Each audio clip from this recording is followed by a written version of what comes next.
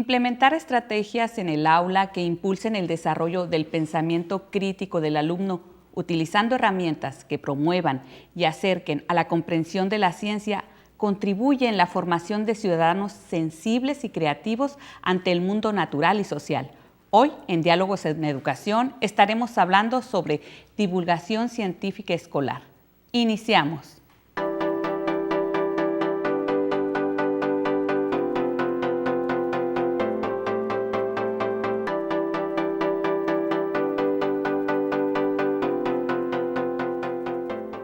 Gracias por ser parte de este diálogo. Usted puede comunicarse con nosotros a través de nuestra línea telefónica 212-4775. A nombre del equipo que hace posible esta producción, agradecemos su preferencia y que sea parte de esta información y que dé cuenta lo que se está desarrollando dentro y fuera de los planteles de nuestras escuelas y sobre todo lo que se está desarrollando en torno a la divulgación científica. Y para hablarnos al respecto se encuentra con nosotros el maestro en ciencias Alfredo Manríquez Rangel, astrofísico divulgador. Muchísimas gracias por estar con nosotros y por hablarnos de ciencias, por adentrarnos un poco para quienes no tenemos mucho terreno recorrido en ese rubro y sobre todo por sembrar la semillita para los docentes presentando estrategias, para los alumnos viendo de una forma sencilla lo que es ciencias, porque de pronto escuchamos ciencias y luego se viene a la mente que lleva un poco de matemáticas, sí, que lleva un poco de experimentos, eso sí lo hace divertido, pero luego hay que emitir resultados y razonar y ser críticos y luego hacemos a las ciencias a un lado. Pero esto es lo que usted nos viene a hablar, que no es para complicarse. No es para complicarse, pero luego escuchamos que usted, maestro, cuenta con estudios de maestría, se los presento, y doctorado por el Instituto de Radioastronomía y Astrofísica de la UNAM. Así es. Maestro, ¿cuál es la pregunta más frecuente que recibe de los niños y las niñas cuando saben que usted es astrofísico? Bueno, curiosamente suelen confundir mucho la palabra astrofísico con astronauta. Entonces piensan que yo he viajado al espacio, que me he subido a una nave espacial o algo por el estilo. Esto es muy interesante porque me hace ver que la labor de los científicos, de los astrofísicos o los astrónomos, por lo menos aquí en México, no es tan conocida. Entonces, el hecho de que me estén preguntando si he ido al espacio y no qué cosas estoy estudiando es lo que me ha llamado mucho la atención que me pregunten. Sí, es que dice uno, astro, inmediatamente lo sube al cielo. Así es. Y físico, no, pues allá vaya a hacer experimentos. Así es. Así es como lo estamos viendo. La astrofísica, ¿dónde la encontramos de forma cotidiana? Porque pues ya usted nos dice, no, pues no tiene nada que ver con esto de viajar y ir a visitar planetas. Pero de pronto así de forma tangible en lo cotidiano, ¿dónde está? Bueno, la astrofísica de hecho es una rama muy interesante porque es una rama multidisciplinaria. En particular de lo que hace uso es de física, de química, biología, muchas ramas de la ciencia para poder entender qué es lo que está pasando en el espacio.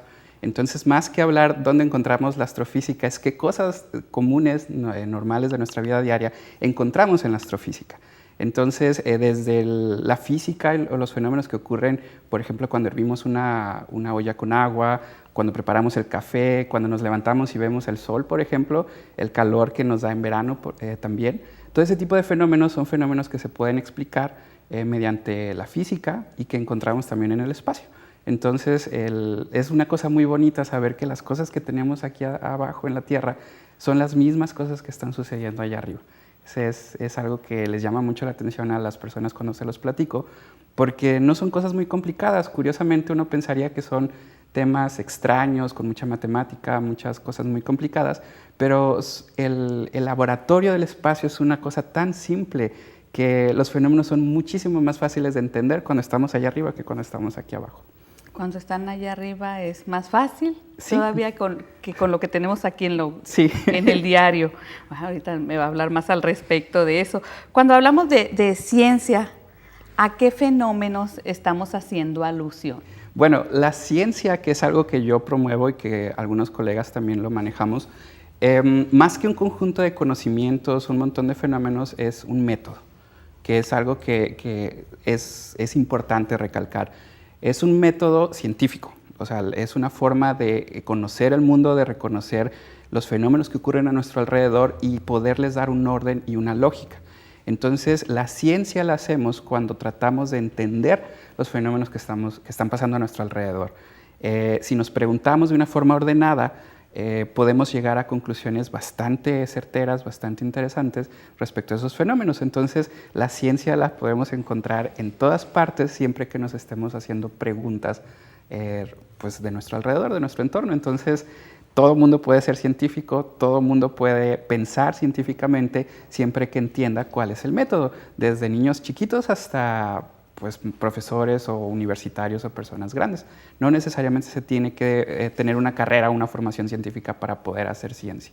El que tenga curiosidad se adentra a la ciencia y puede encontrar los resultados, como dice, es algo que tiene lógica. Así es. Es algo que tiene lógica, porque luego decimos, este clima no tiene ciencia, o si estamos ayer con 40 grados y luego estamos con 18, 22, y sí la tiene. Sí la tiene, solamente es cuestión de empezarse a hacer la pregunta, indagar. Uno de los grandes misterios de la ciencia, pues, es promoverla. Y promoverla porque usted bien nos dice, estaba la confusión de la astrofísica y creo que ahí hace falta un poquito más de hacer ruido y empezar a familiarizar más a las personas con esta palabra y lo que implica. ¿Qué es la divulgación científica en este caso? Bueno, la divulgación científica lo que se refiere es de la promoción que se hace de conocimiento científico profesional, de la investigación que se hace en laboratorios universitarios o privados al público. Eso es a lo que se refiere la divulgación. Usualmente se hace una distinción en tres partes, lo que es la educación científica, la difusión científica y la divulgación científica. La educación es lo que podría recibir una persona que esté estudiando matemáticas, física, química, biología. Quienes se van a dedicar a la ciencia reciben educación científica. La difusión es lo que realizamos entre colegas. O sea, puedo platicar con alguien que esté trabajando en química, por ejemplo, y aunque no tengamos el mismo lenguaje entre físicos y químicos, la metodología es la misma, entonces podemos transmitir conocimiento técnico muy elaborado entre científicos utilizando la difusión, mientras que la divulgación está dirigida a personas que no necesariamente tienen una formación científica o que están familiarizadas con el método. Entonces, de lo que se trata al momento de hacer divulgación es de familiarizar al público con el método, utilizando experimentos, partiendo de preguntas, de datos curiosos, para que genere la curiosidad y se les introduzca el conocimiento nuevo por sus propios medios. En este caso de la divulgación científica con los jóvenes y con los niños, ¿qué es lo que usted ha observado en su experiencia como maestro? Que ellos están ávidos de saber, de conocer, de adentrarse más en ese mundo. ¿Cuál es el tema que a ellos les atrae más? Bueno, los planetas y la astronomía en particular es una de las ramas más sencillas de divulgar, de presentar al público, porque tenemos el laboratorio astronómico pues, en nuestros ojos. Podemos simplemente salir al patio, voltear para arriba y ya tenemos el laboratorio. Les llama mucho la atención la información cuando se presenta del ambiente en el espacio. Tenemos la fortuna de tener la Tierra en un ambiente habitable, pero a veces no tenemos conciencia de los elementos, de los entornos extremos que se encuentran en el espacio o en otros planetas que son para nada compatibles con la vida. Entonces, cuando les empiezo a platicar, por ejemplo, que la superficie de Venus está llena de ácido y que cuando llevamos una navecita para allá se empieza a derretir y toma 2 o 3 fotografías, eso les impresiona mucho. O que Plutón o a planetas que están muy, muy lejanos del Sol están congelados, eso también les llama mucho la atención. Entonces, el saber sobre cosas diferentes que pueden encontrar en el universo es algo que les llama mucho la atención. Nunca termino con las preguntas cuando platico de estas cosas. Sí, porque de pronto uno dice, explorar planetas, la Luna, inmediatamente. Lo único, sí. Van, vienen y luego por ahí se dice que va a haber en un futuro no muy lejano hasta la posibilidad de comprarse un boleto, ir a hacer un tour por allá sí. Y regresarse. pero ¿y los demás planetas? Y luego de pronto sabemos que aquellos que nos habíamos aprendido, desaparece uno. ¿Por qué desaparece? Pero ahí está. Entonces, todas esas preguntas que para nosotros son así como que me la cuestiono, pero bueno, ahí queda, espérate, déjame, luego investigo o le pregunto al que sabe. Y quienes saben son ustedes. Y en este caso, ¿quiénes, nos decía, pueden hacer ciencia partiendo de una pregunta? Así es. Y ustedes parten de una, pero que lleva ahora sí que esa conjunción con qué otras ramas de la ciencia o con qué otras carreras se ven ustedes vinculados. Bueno, como comentaba hace un momento, la astronomía y la astrofísica hace uso de muchas herramientas de la ciencia. Por ejemplo, para explicar cómo se originan los elementos dentro de las estrellas, los elementos químicos, hacemos uso de química, de los procesos químicos o físicos a muy pequeña escala, pero también, por ejemplo, nos interesa saber cuestiones biológicas. Podemos estudiar lugares donde tenemos los materiales de donde se puede originar la vida y eso hace uso también de ramas de la biología. Hay una rama, de hecho, en la astronomía o astrofísica o en ciencias del espacio que se llama astrobiología, que justamente junta esa parte del espacio. Entonces, prácticamente cualquier rama de la ciencia que imagines, incluso sociología, psicología, medicina, todo este tipo de cosas se utilizan en el espacio porque necesitamos entender también qué riesgos corren los astronautas cuando están en la Estación Espacial Internacional por un año, por ejemplo. Hay artículos científicos que están hablando de eso. Entonces son temas muy ricos, muy interesantes, con resultados también muy accesibles, porque el espacio está ahí para todos y los resultados también, que permiten que se pueda hablar de muchos temas de historia, de medicina, de química, de fisiología, de miles de cosas. Entonces, una comunidad muy amplia con la que ustedes hacen equipo y traen estas investigaciones, y en este caso, pues usted que nos está de primera mano hablando de ese proceso, de qué es lo que hay detrás de la divulgación científica. Ha llegado el momento de una pausa, pero ahorita vamos a seguir con muchísimas preguntas y sobre todo pues que nos comparta de una manera sencilla un experimento. A usted le invitamos a que no le cambie, puesto que tenemos más de la divulgación científica.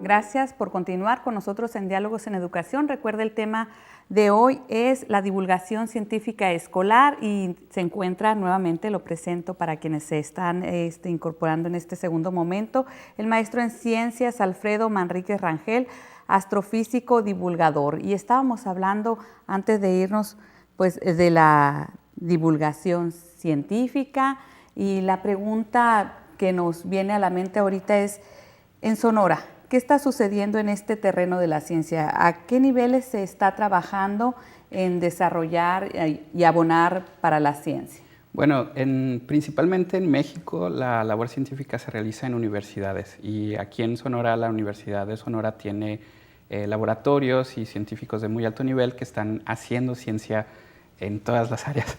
En particular, por ejemplo, en el área de astronomía del Departamento de Investigación en Física de la universidad, se está trabajando, por ejemplo, con un proyecto para detectar asteroides que pueden pasar muy cerca de la Tierra. Es un trabajo muy arduo, muy interesante que se está haciendo por parte de unos investigadores que están ahí, el doctor Julio Saucedo y el doctor Lorenzo Holguín, que están ahí colaborando para poder encontrar asteroides que pueden chocar en algún momento con la Tierra, identificarlos y saber dónde están estos objetos. ¿Qué puede suceder? Puesto que gracias a las redes pues ya hemos visto que hace 2 años, ¿no? Que en algún lugar del mundo se tuvo, ahora sí que demasiado cerca. No, sí, caen asteroides, meteoritos todo el tiempo en la Tierra. Nunca son suficientemente grandes como para poder causar algún peligro, nosotros no nos tenemos que preocupar, pero sí es importante tenerlos monitoreados para saber dónde están. En caso de que se quiera explorar el espacio cercano alrededor de la Tierra, sí es necesario saber dónde están. Y bueno, esto es parte de lo que se llaman ciencias planetarias o ciencias del sistema solar. Y es un poco de lo que les quiero platicar ahorita para que podamos hacer un les decía al público que nos va a invitar a hacer ciencia con Sí. un experimento sencillo y que puede estar al alcance de todos. Háblenos al respecto, ¿qué es lo que vamos a observar? Traigo un experimento que se puede realizar ya sea en casa o en el salón de clases. Los instrumentos que se tienen que utilizar son muy simples, se pueden encontrar en alguna farmacia, no necesariamente tienen que ser de este estilo. Tengo aquí una jeringa de las grandes, de como 50 mililitros, un taponcito que va sobre la jeringa y un encendedor, que esto lo pueden hacer ya sean los padres o el profesor antes de hacer el experimento con los niños en caso de que se quiera cuidar pues la seguridad de los niños. En este caso también las jeringas para inyectar los pavos, digo, porque uno como Sí. madre de familia, ¿qué tengo en la alacena? Sí, el objetivo es tener una jeringa que sea transparente, porque la parte interesante va a ocurrir dentro de la jeringa. Claro. Okay. Entonces, mientras sea transparente, puede ser del tamaño que sea, entre más grande la jeringa sea, es mejor. Y como reactivo, como ingrediente extra, necesitamos agua un poquito caliente. No tiene que estar hirviendo, simplemente que esté con una temperatura por encima de la del ambiente, y con eso es suficiente para poder hacer el experimento. Entonces, lo que vamos a hacer para el experimento va a mostrar cómo es que funciona el agua en el espacio. Resulta ser que en el espacio la presión, o sea, que hay allá afuera, es muy baja. No tenemos esto el concepto de vacío, que uno piensa que se ahoga, ¿no? allá afuera. Entonces, cuando sacamos agua al espacio, resulta ser que bulle, no aumentamos su temperatura, simplemente como no hay presión que la mantenga en estado líquido, el agua empieza a ebullir, se hacen como burbujitas. Entonces vamos a simular el vacío del espacio con la jeringa y vamos a ya darle una ayudadita al agua para que pueda ebullir más fácilmente, que sea más evidente, calentándola. Entonces es lo que vamos a hacer. Dar. Es muy importante sellar el tapón que vamos a poner aquí afuera. O sea, si le ponemos el dedo, probablemente no vaya a funcionar. Si lo sellamos, es más fácil. Vamos a generar el vacío ese. El vacío. Entonces, si yo tapo la jeringa y jalo esto, siempre se batalla mucho. A mí me gustaba mucho jugar con esto cuando era pequeño, porque vemos que regresa la jeringa a la posición original. Esto es porque la presión del aire está aquí empujándola hacia adentro, y dentro de la jeringa hay una especie de vacío que hace que regrese la jeringa a su posición original. Normalmente no vemos esa presión del aire, ¿no? Aquí no hay presión del aire, no se me mueve el cabello, no hay aire, no hay nada que haga movimiento. Pero al haber esa ausencia es como lo podemos observar, ¿no? Así es una forma de comprobar que la atmósfera existe alrededor de nosotros, utilizando la presión. Entonces lo que vamos a hacer es colocar un poco de agua, muy poquita, porque necesitamos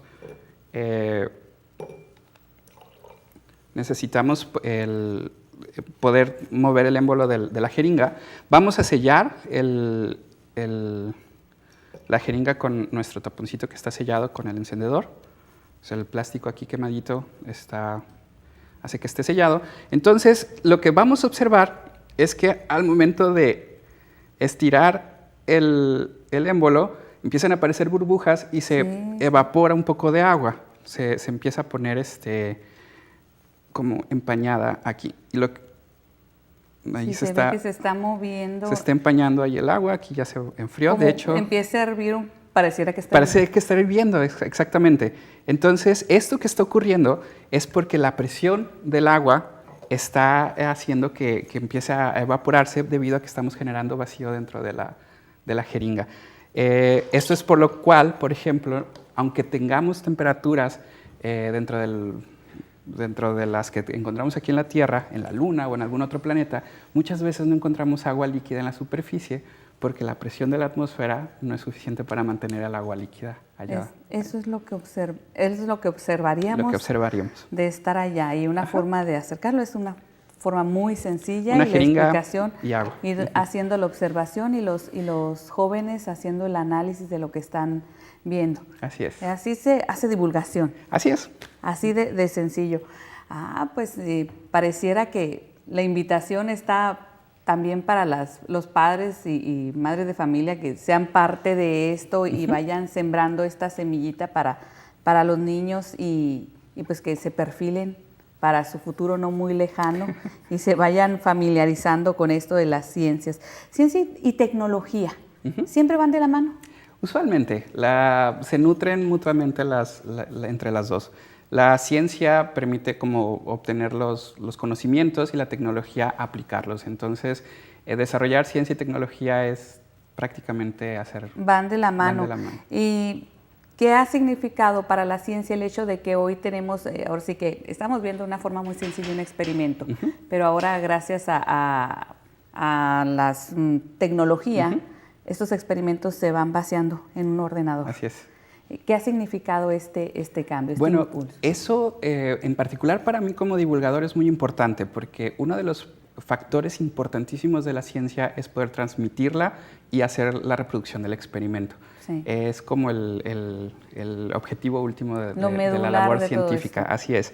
Entonces, las tecnologías modernas, el hecho de que yo pueda estar presentándoles aquí, por ejemplo, este experimento, que lo pueda subir a YouTube o estarlo registrando en Internet, permite que otras personas también puedan acceder al experimento y realizarlo en su casa y comprobar por sus propios medios lo que estoy diciendo, que de eso se trata la ciencia, de poder comprobar el conocimiento que se está generando. Entonces, en estos momentos estamos viviendo una época dorada en la transmisión del conocimiento y en particular de la divulgación de la ciencia. Hay mucha gente que está ahorita más familiarizada con experimentos sencillos que se pueden realizar en casa gracias a esto.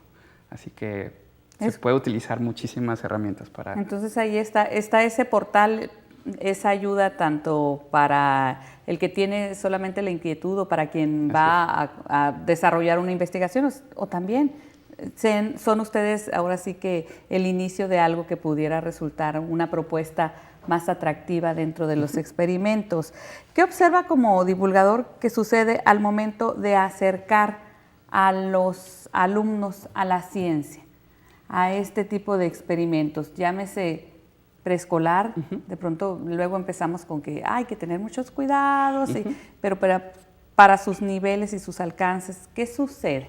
Y en primaria, ¿qué sucede? Y en secundaria, que de pronto la ciencia lo ven como un libro y una asignatura y algo que tengo que pasar. Sí, bueno, la experiencia es distinta dependiendo del nivel educativo en el que se esté realizando el trabajo. Principalmente en el ambiente preescolar es muy importante generar la curiosidad, platicar sobre cosas extrañas, hechos raros, datos curiosos que puedan utilizar los niños para eso, utilizar, no sé, dinosaurios, los planetas, naves espaciales, para hacerles ver que existen otras cosas que pueden conocer. En primaria se puede empezar a hacer este tipo de experimentos para generar curiosidad, pero que ellos también puedan desarrollar sus propias ideas e hipótesis por sus propios medios. La ventaja de hacer esto es que para cuando llegan a la secundaria, que ya tienen estos libros o que ya pueden sistematizar un poco más el conocimiento, les podemos dar la parte como más técnica, o sea, la parte de fondo de la ciencia, las leyes naturales que rigen este tipo de comportamientos. Entonces, es muy interesante ver cómo es que se va dando este proceso, aunque sea a pedacitos. Los niños de preescolar son muy curiosos, los de primaria quieren jugar, quieren hacer experimentos extraños, y los de secundaria como que dicen, ah, bueno, de esto se trataba la clase de física o de química. O sea, con este experimento me queda más claro. Entonces es bonito ver las tres facetas de los niños. Ya para cerrar, maestro, ya ve que esto del tiempo, estamos ahora sí que fascinados y viéndolo de una forma sencilla, hace que parezca sencillo esto de la ciencia. ¿Cuál sería como divulgador científico uno de los retos más grandes? El alcance, definitivamente. Habemos muy pocos científicos en México, lamentablemente, y la mayoría se tienen que dedicar a hacer investigación. Entonces, la labor que tenemos los divulgadores es, aunque soy astrónomo o astrofísico, tengo que estar en contacto con gente de todas las ramas para poder estar haciendo labor de divulgación. Entonces, el alcance que se tiene a veces pues no es tanto como quisiéramos.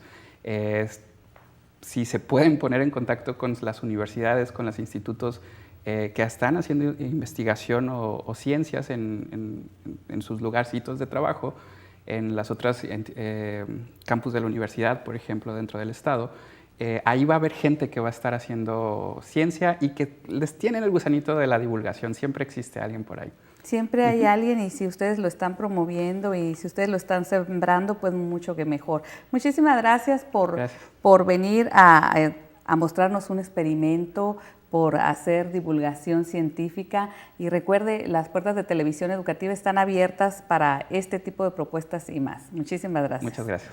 A usted lo invitamos para que nos acompañe en la próxima emisión de Diálogos en Educación.